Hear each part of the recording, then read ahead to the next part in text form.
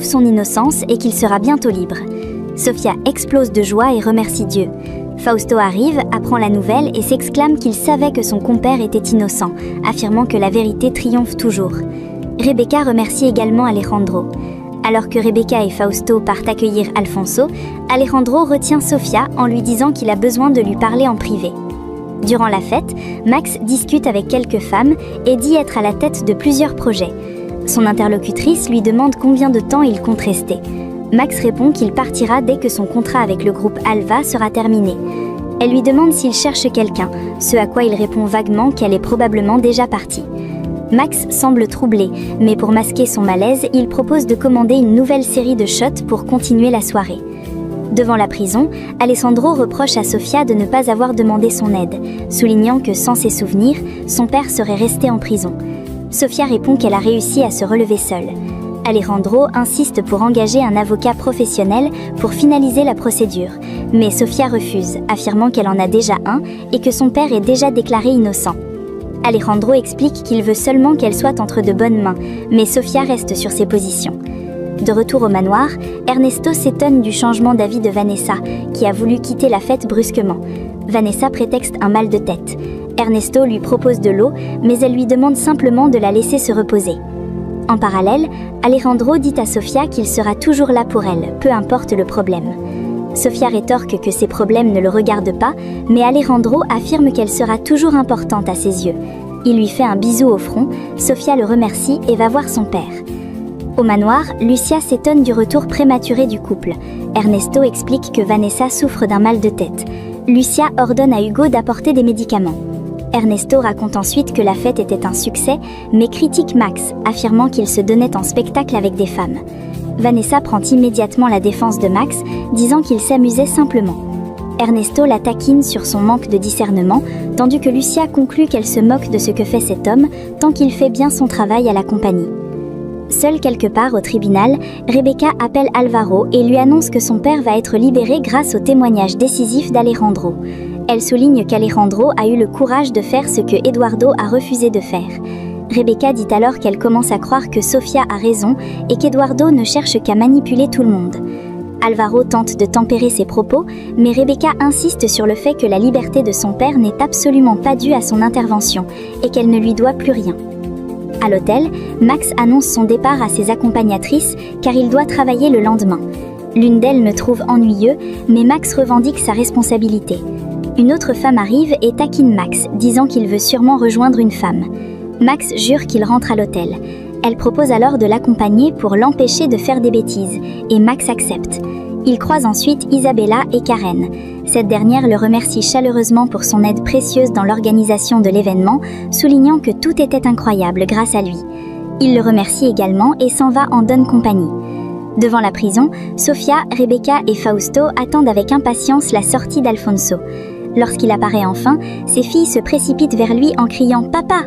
Alfonso, ému, remercie Dieu et serre ses filles dans ses draps, puis son ami. Sofia exprime son immense bonheur de le voir enfin libre. Alfonso demande des nouvelles de chacun, tandis que Sofia répète en boucle, comme pour s'en convaincre, que son père est enfin libre et que le cauchemar est terminé.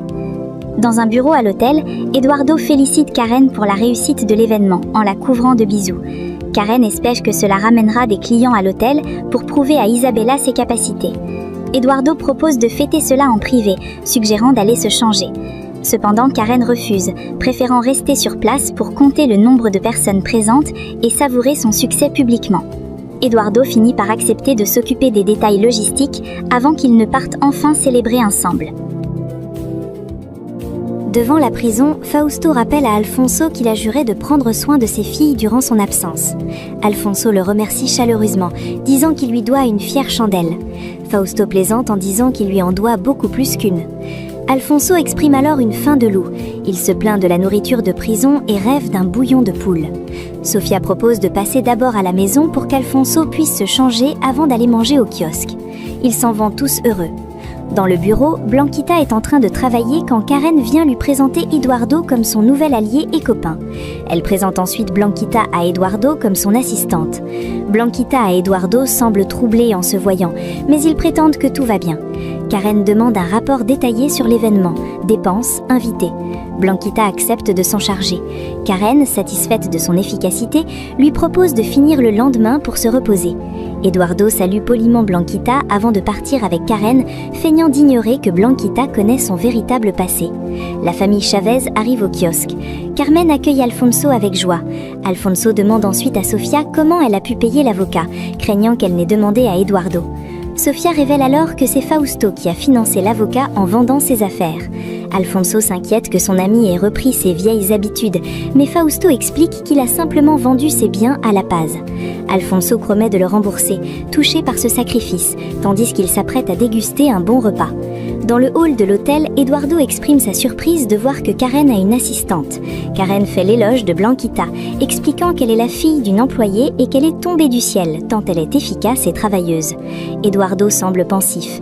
Un couple ami de Karen interrompt la conversation. Eduardo s'éclipse aussi, prétextant devoir passer un appel.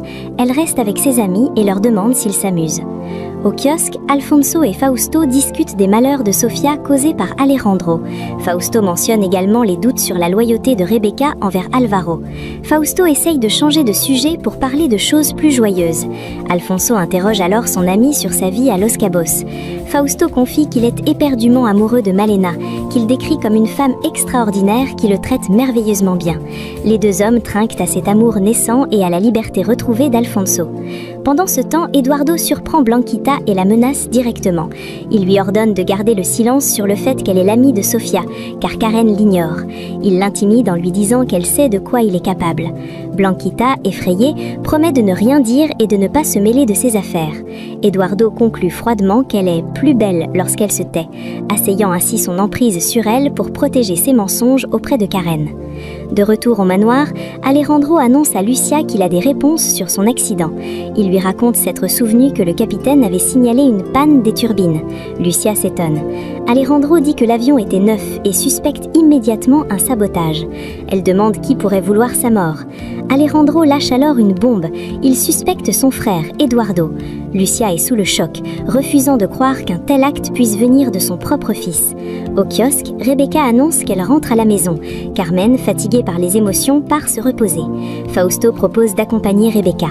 Restée seule avec son père, Sofia l'interroge sur le déroulement de l'audience.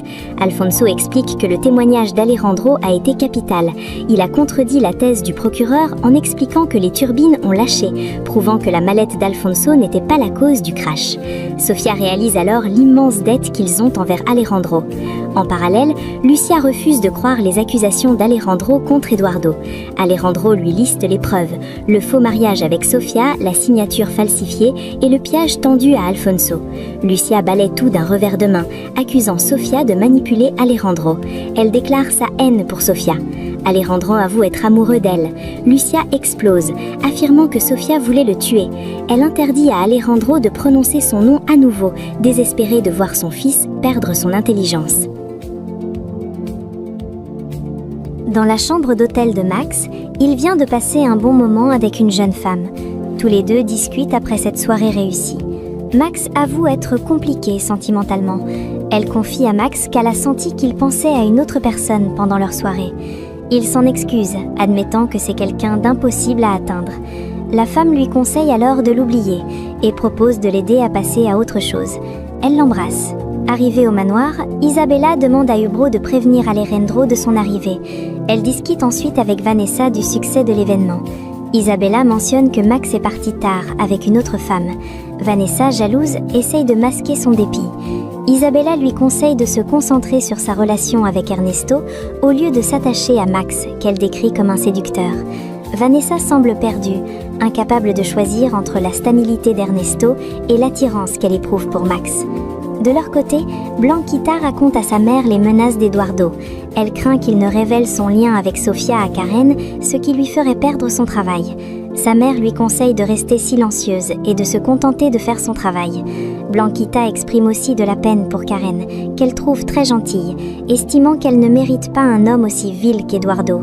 Sa mère insiste. Pour l'instant, le silence est sa seule protection. Pendant ce temps, Vanessa soutient que Max a des sentiments pour elle, car il est très différent quand ils sont seuls. Isabella pense qu'elle l'idéalise et rappelle que son attitude exigeante fait simplement partie du travail. Vanessa insiste. Max a cru en elle, contrairement à Ernesto. Isabella lui suggère de séparer le travail des sentiments et de résoudre ses problèmes avec Ernesto avant de s'engager sur une voie périlleuse avec Max, qui pourrait ne pas être celui qu'elle croit.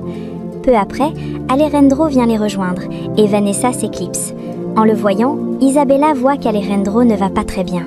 De son côté, Eduardo raccompagne Karen chez elle après leur dîner. Ils ont passé une très belle soirée.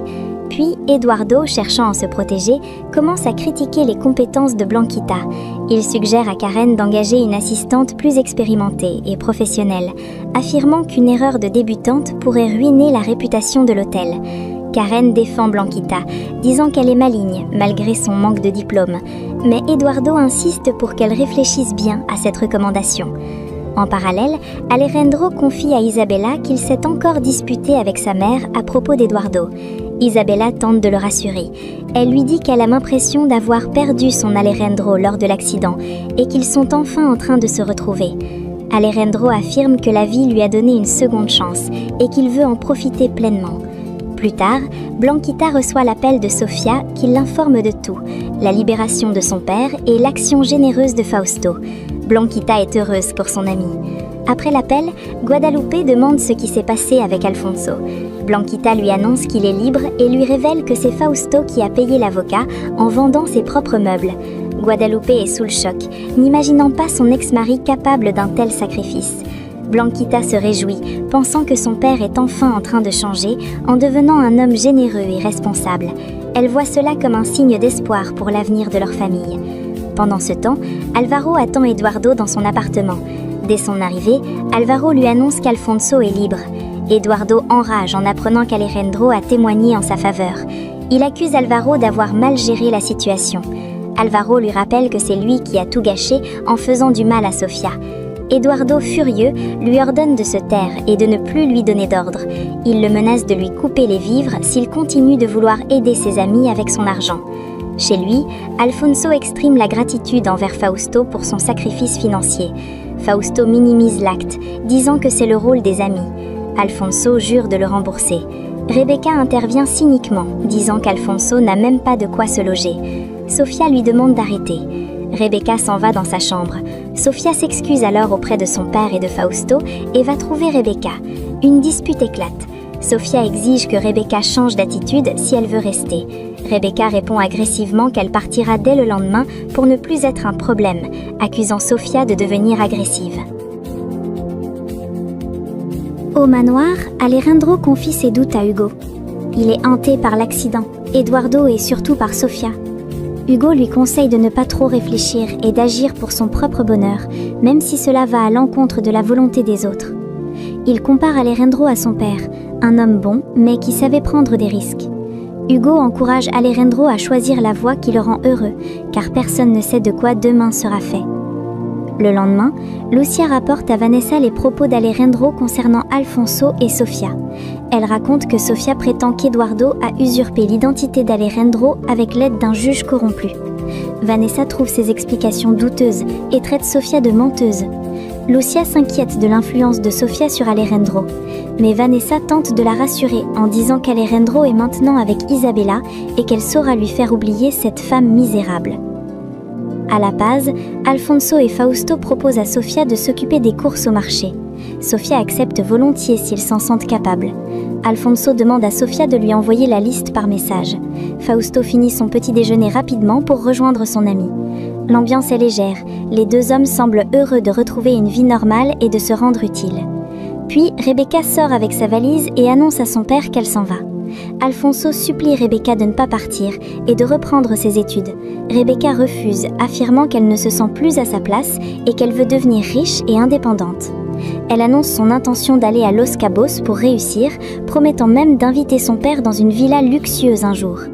Alfonso est dévasté par ce choix, mais Rebecca reste déterminée, disant qu'elle n'est revenue que pour l'aider pendant son emprisonnement. Elle l'embrasse et s'en va. Après le départ de Rebecca, Alfonso exprime sa détresse à Fausto.